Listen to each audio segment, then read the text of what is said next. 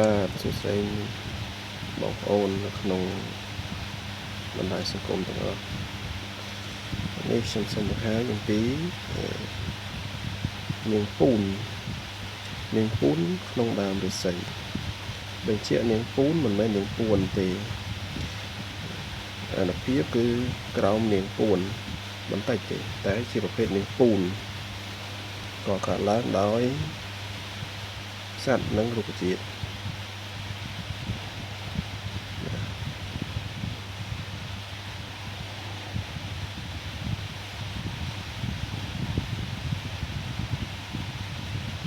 សាច់ស្អាត